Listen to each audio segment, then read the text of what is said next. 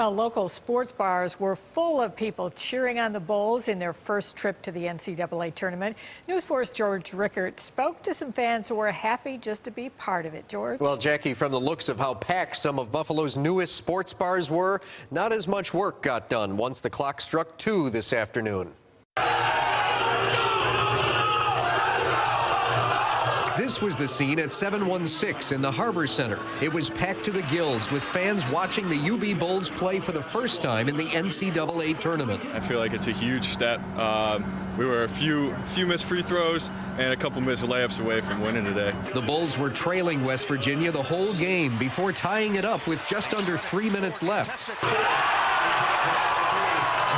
It's disappointing. It was nail-biting 2 minutes, but it's just such a big accomplishment that UB made it at all to begin with, and it just means a lot to the community of Buffalo.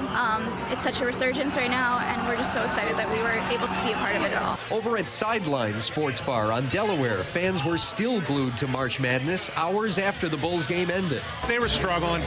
You could tell they're young. The other team, was pretty strong, especially the one player was real good.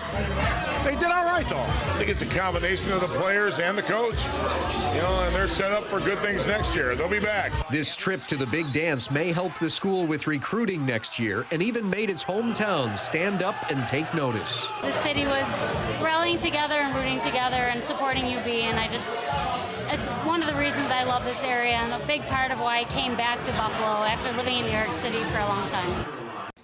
If the Bulls would have won, they'd be staying in Columbus for the next round on Sunday, but they boarded a bus around 7 p.m. and should be arriving back at UB in the early morning hours.